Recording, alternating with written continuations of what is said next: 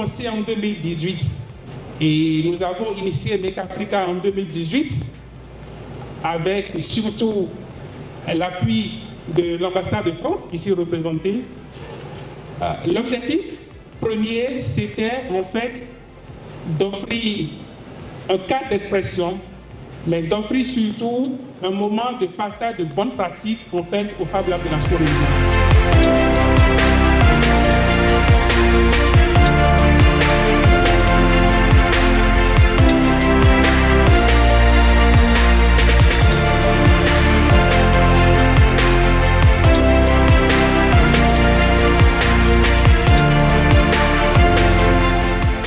Mesdames, Messieurs, je vous souhaite une très belle édition de Make Africa 2025.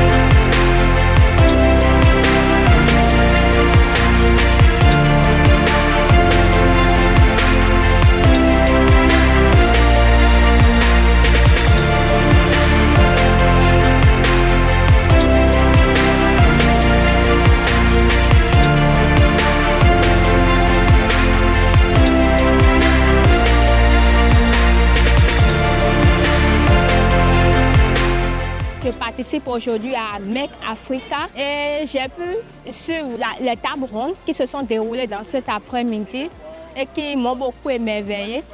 Les thématiques qui ont été développées, notamment l'art et la culture dans le développement des villes.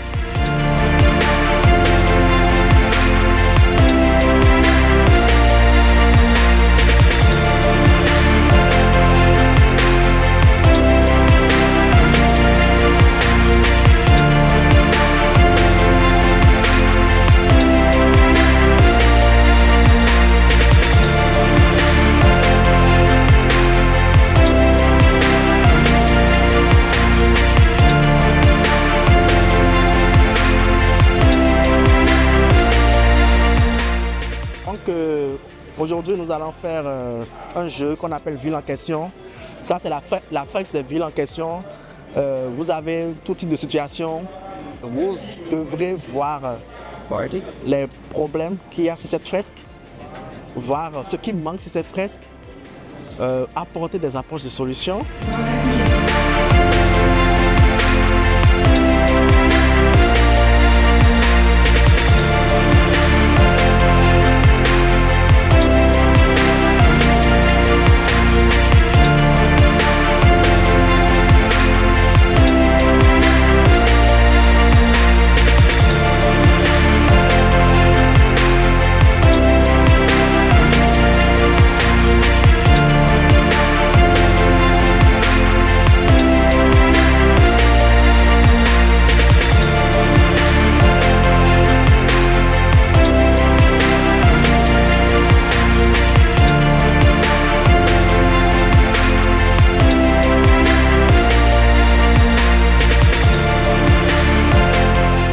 Avant l'événement, c'était de pouvoir voir une panoplie de personnes de différents profils, pouvoir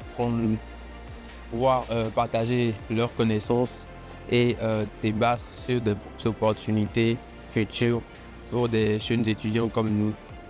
Et surtout dans l'optique de construire les villes de demain, parce qu'il faut savoir que nous sommes étudiants là maintenant, lorsque eux ils partiront, ça donne de les remplacer. Il faut savoir tisser la nouvelle code grâce à l'ancienne code. Et donc vous le savez certainement, les villes dans le monde sont au cœur du développement durable. Et d'ailleurs, les organisations internationales se sont engagées dans des objectifs à atteindre dans le cadre avant des ODD, les objectifs du développement durable. Donc aujourd'hui, et avant c'était les objectifs millénaires pour le développement. Bref, ça fait des décennies que la ville est au cœur du développement durable.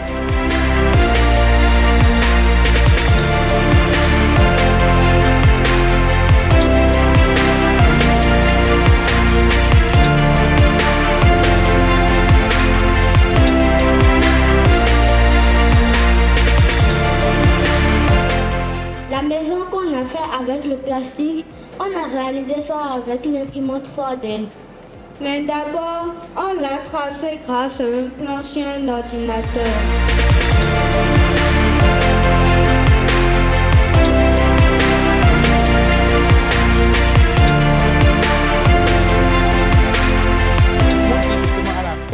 De cette 7e édition de Make Africa que les objectifs ont été atteints. Les objectifs ont été atteints parce que l'ensemble d'ailleurs des sessions prévues sur ces 4 ou 5 jours se sont bien déroulées.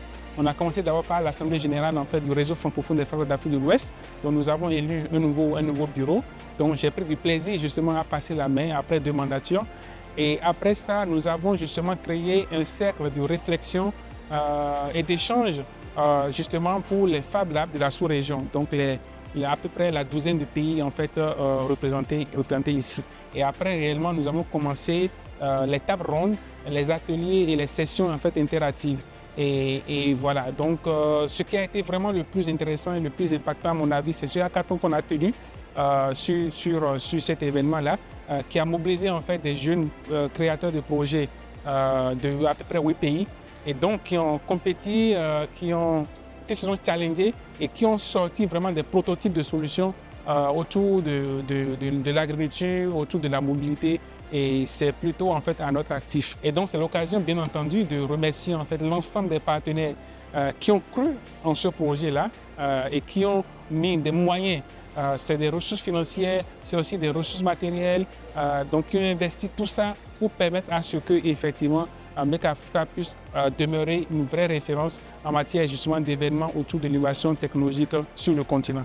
Donc je remercie en fait en particulier la coopération allemande, donc à travers la GIZ et le projet Centre de transformation digitale qui aujourd'hui en fait a cru en ce projet, qui a mis des moyens et des ressources nécessaires pour que l'événement puisse se dérouler normalement. Je voudrais également remercier en fait l'Institut français donc, qui a accompagné la mobilité de quelques participants. Remercier également Ares donc, qui a contribué à donner le Grand Prix de l'innovation que nous allons donc décerner à la fin donc, de cette édition de Make Africa. Remercier toutes ces structures-là qui intellectuellement ont apporté de la matière, parce que Make Africa c'est d'abord un travail intellectuel assez dense. Vous avez vu tout ce qui s'est passé sur ces 4 jours. C'était vraiment très dense donc, en termes de richesse d'ateliers, en termes de sujets en fait, pertinents qui nous concernent directement. Et aujourd'hui, on est quand même heureux de cette bonne collaboration qui se passe. Mais l'idée, c'est de continuer à travailler pour que effectivement les uns et les autres comprennent que les Fab Labs sont des outils de développement. Les Fab Labs sont des outils sur lesquels il faut miser justement pour construire nos pays et se mettre véritablement sur la voie du développement durable. Merci beaucoup.